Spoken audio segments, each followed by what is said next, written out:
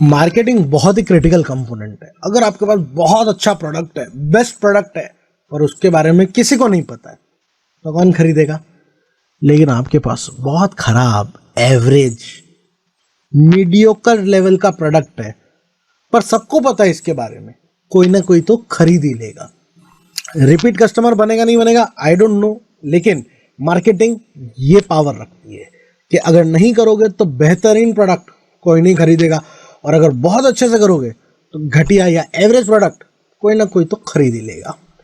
International trade की दुनिया में ये बहुत ज़रूरी है कि हम एक प्लान स्ट्रेटेजी से हमारी मार्केटिंग को अप्रोच करें और उसको परफॉर्मेंस पे ध्यान दे। देखिए, स्ट्रेटेजी ऑन पेपर आइडिया बनाना कोई बड़ी बात नहीं है, मैं भी बना लूंगा, सब जने बना लेंगे, लेकिन उसको परफॉर्म करना, उसको एग्जीक्यूट करना is very very very very important. यानी ये तो ऐसी बात हो गई, आपके मन में एक प्रोडक्ट है जो दुनिया में बहुत चल सकता है, पर वो मन में ही रह गया, वो कभी एग्जीक्यूट ही नहीं हुआ, कभी वो प्रोडक्ट बना ही नहीं, तो फिर क्या फ़ायदा। वैसे ही मार्केटिंग के लिए आपने बजट रख दिया, आपने एक स्ट्रेटेजी बना ली, लेकिन कभी उस स्ट्रेटेजी को प्रॉपर इंप्लीमेंट नहीं किया, कुछ टुकड़ों में कर दिया, बजट भी खर्च कर दिया, और आपने कह दिया सर मार्केटिंग भी कर ली, रिजल्ट तो मिला नहीं, हमारा तो पैसा डूब गया, ये तो बेकार काम है, इसमें तो कोई फ़ायदा ही नहीं है।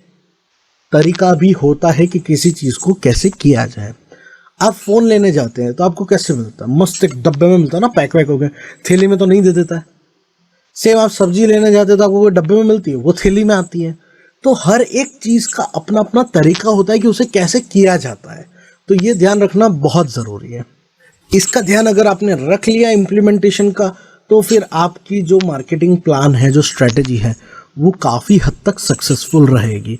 और ज़रूरी नहीं है हर मार्केटिंग सेल्स के लिए की जाए, बहुत सारी मार्केटिंग है, आपकी ब्रांडिंग होगी, आपकी पब्लिसिटी होगी, आपको मार्केट में एक लेवल मिलेगा, एक अवेयरनेस भी मिलेगी। सेल्स एक इवेंचुअल प्रोसेस है। देखिए, आप लोगों से मिलिए, बात करिए, हंसी मजाक कीजिए, फिर कोई दोस्त बनता है ना। कि आप पहले बात करते कि भाई तू मेरा दोस्त बनेगा तो मैं तेरे से बात करूंगा, नाश्ता शेयर करूंगा, हंसी मजाक करूंगा। जी नहीं, आप एक नॉर्मल तरीके से बिहेव करते हैं, बातचीत करते हैं लोगों से, जिनको जमता है आपके साथ, जिनको आपकी बातचीत पसंद आती है, वो आपके दोस्त बन जाते हैं, जिनको नहीं आती वो चले जाते हैं। तो वैसे ही marketing does not equal to sales. लोगों को लगता है 1 लाख मार्केटिंग में कर दिए, एक ऑर्डर भी नहीं आया। अरे, हो सकता है आप 10 पार्टी में जा रहा है, एक भी आपका दोस्त नहीं बने, हो सकता है ना।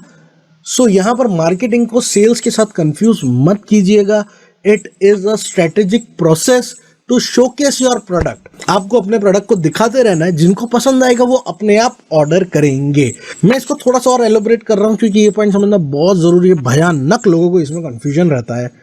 इसको आप ऐसा समझिए कि आप एक कपड़े की दुकान खोल के बैठे हैं, जीन्स टी शर्ट सब बेचते हैं। कस्टमर आया आपके पास, उन्होंने कहा भाई साहब जीन्स दिखाओ। आपने कहा नहीं दिखाऊंगा। खरीदोगे तो दिखाऊंगा। तो कोई आएगा? आपने दुकान के बाहर एक भी कपड़ा नहीं लटका रखा है, दुकान के अंदर भी अलमारियां करके सब बंद कर रखा है, आपने प्रोडक्ट ही नहीं दिखा रहे हो, तो खरीदेगा कैसे कोई? आप कस्टमर को थोड़ी बोल सकते हो कि पहले खरीदने का ऑर्डर दे तो फिर मैं प्रोडक्ट दिखाऊंगा।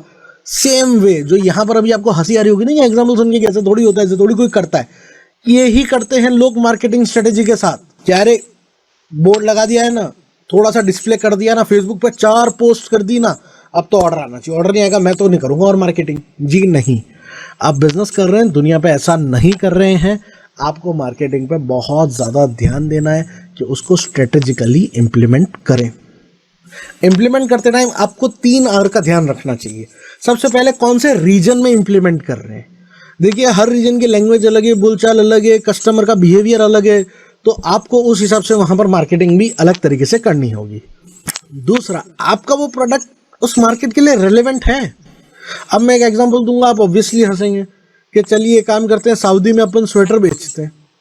अरे सर, वहाँ तो इतनी गर्मी पहले ही पड़ रही, तो क्या स्वेटर बेचेंगे, है ना। इसमें तो हंसी आई क्योंकि ये रेलेवेंट नहीं है। वैसे ही हमारा प्रोडक्ट कितनी बार थोड़ा ही रेलेवेंट होता है, 30% 40% ही रेलेवेंट होता है, और हम उस रीजन में पूरा मार्केटिंग बजट खर्च कर देते हैं। अरे भैया, जो रेलेवेंटी कम है तो उसके बायर्स भी तो कम होंगे ना। अब सऊदी अरेबिया में आप फ्रूट्स, वेजिटेबल्स, पानी, जो वहाँ पर कुछ भी नेचुरल नहीं उगता है, अगर आप वो सब सेल करेंगे या उस पर मेहनत करेंगे तो आपका रेलेवेंस काफ़ी ज़्यादा है। अब इंडिया में आके कोई बाहर का एक्सपोर्टर, दूसरी कंट्री का एक्सपोर्टर आके बोले कि मैं गाजर बेचूंगा, अरे कौन खरीदेगा, हमारे यहाँ उग रही है ना भर भर के, तो यहाँ पर रेलेवेंस नहीं है। तो क्या ये कह सकते हैं कि इंडियंस गाजर नहीं खाते? अरे खाते हैं, बट यहाँ पर है हमारे पास ऑलरेडी, हमें ज़रूरत नहीं है बाहर के गाजर की। तो यही चीज़ आपको रेलेवेंस में समझनी है। आपका प्रोडक्ट वहाँ कंज्यूम हो सकता है, उसके बायर्स भी हो सकते हैं, but do they really need, या फिर they have a good source and they themselves are managing it. तीसरा जो है वो है रेगुलरिटी एट राइट कॉस्ट, यानी आपने कॉस्ट इफेक्टिवनेस के लिए एक अच्छा सा प्रमोशन कैंपेन तो बना दिया, लेकिन आपका बजट इतना लो है कि आप उसको एक या दो बार ही पुश कर सकते, तो उसमें रिजल्ट नहीं मिलेगा। तो आपको कहीं ना कहीं अपनी कॉस्ट को ऐसे मैनेज करना है कि ये 3 महीने 4 महीने 5 महीने तक मेरा कैंपेन चलेगा, तब जाके आपको कुछ रिटर्न आने की उम्मीद है। मैं वापस एग्जांपल दे रहा हूँ, आपको थोड़ा सा फनी लग सकता है, लेकिन क्या हम किसी से मिलते हैं तो पहली बार में ही उसको बेस्ट फ्रेंड मान लेते हैं या बहुत अच्छा दोस्त मान लेते हैं? जी नहीं, 2-3 बार मिलते हैं, बातचीत होती है, तब जाके हम कहते हैं नहीं यार इसके साथ मेरे को जमता है, ये मेरा दोस्त है। तो वैसा ही होता है यहाँ पर कि आपको मार्केटिंग के साथ भी वैसे ही ट्रीट करना है।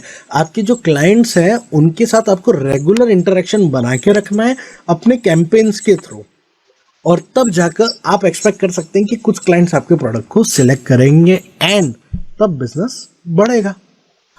मार्केट आइडेंटिफिकेशन के बारे में हमने module 2 how to start your export import business के अंदर काफ़ी डिटेल में कवर किया है, लेकिन यहाँ पर मैं कुछ फटाफट ब्रीफ कर देता हूँ कि मार्केटिंग के लिहाज से भी हमें क्या ध्यान रखना है।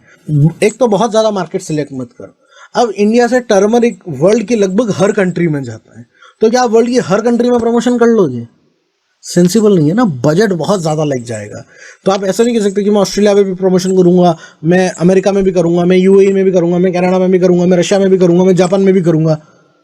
बहुत ज़्यादा आपका बजट और एनर्जी और रिसोर्सेज खर्च हो जाएंगे। चलिए मानता हूँ आपके पास बजट होगा, आपके पास बजट में कोई कमी नहीं है, लेकिन आप एक साथ कितने रीजन पर फोकस करेंगे? कहीं ना कहीं कोई ना कोई एक रीजन को आप प्रॉपर टाइम नहीं दे पाएंगे और वहाँ से आपको रिजल्ट नहीं मिलेगा। इसलिए 2-3 मार्केट एक टाइम पर टैप करना is more than enough. Specially अगर आप स्मॉल और मीडियम स्केल कंपनी है तो 2-3 कंट्रीज में टैप हो गई तो बहुत बड़ा होता है। बॉस हम कंट्री की बात कर रहे हैं, 2-3 बायर की बात नहीं कर रहे हैं। एक अमेरिका के अंदर आपके 50 बायर हो सकते हैं, पर वो रीजन तो एक ही हुआ ना। जैसे 2-3 कंट्रीज में टैप कर ली इनिशियली तो बहुत है। एक कंट्री को टैप करो, वहां पर प्रोडक्ट डेवलप करो, मार्केट डेवलप करो, ऑर्डर्स आने लगे, फिर नई कंट्री, फिर नई country. So it's a step wise process. हमें एक दिन में चांद नहीं चढ़ना है, एक साथ आप बहुत सारे रीजन प्लीज अवॉइड करना। इसमें एक टेक्निक और है कि आप चाहें तो अपने फोकस को रीजनल या फिर ज्योग्राफिकल क्लस्टर्स में भी बांध सकते हैं। जैसे हम गल्फ रीजन की बात करें तो वहाँ UAE, Saudi Arabia, Iran, Iraq, ये 4-5 कंट्रीज एक साथ आ जाती है। हम यूरोप की बात करें तो यूरोपियन यूनियन की सारी कंट्रीज एक ही क्लस्टर में आ जाती है, तो हम यूरोप रीजन पे भी वर्क कर सकते हैं। वैसे इंडियन सब कॉन्टिनेंट बोलते हैं तो पाकिस्तान, इंडिया, श्रीलंका, नेपाल, भूटान, बांग्लादेश, ये सारी कंट्रीज इसी जोन में आ जाती है। साउथ ईस्ट एशिया की जब हम बात करते हैं तो थाईलैंड, फिलीपींस, इंडोनेशिया, ये सारी कंट्रीज भी एक ही क्लस्टर में आ जाती है। तो इससे क्या होता है कि जो भी आपका मार्केटिंग का कैंपेन है या फिर आप जो भी मटेरियल डिजाइन कर रहे हैं वो लगभग इन रीजनल और ज्योग्राफिकल क्लस्टर में ऑलमोस्ट एक जैसा ही जाएगा। साथ ही आप एक ही जगह पे ज़्यादा बेटर फोकस कर सकते हैं, क्योंकि मोस्टली आप ये अज्यूम कर सकते हैं कि जो इंडिया के बायर की रिक्वायरमेंट होगी उसी टाइप की रिक्वायरमेंट श्रीलंका, बांग्लादेश, पाकिस्तान, नेपाल, भूटान की होगी, क्योंकि सब एक ही रीजन में है। हाँ, क्वांटिटी अब ज़्यादा हो सकती है, करेंसी चेंज हो सकती है, बट मोटा माटी प्रोडक्ट का यूसेज और रिक्वायरमेंट वही रहेगी। इसे आप काफ़ी कॉस्ट एफिशिएंट मैनर में थोड़े बड़े मार्केट को टैप कर सकते हैं अगर आप एक जोन पे फोकस करें। जैसे ऑस्ट्रेलिया सिलेक्ट कर रहे हैं तो न्यूजीलैंड बाजू में ये ले लो ना, उसको साथ में अलग से क्यों करना? तो ऑस्ट्रेलिया न्यूजीलैंड एक क्लस्टर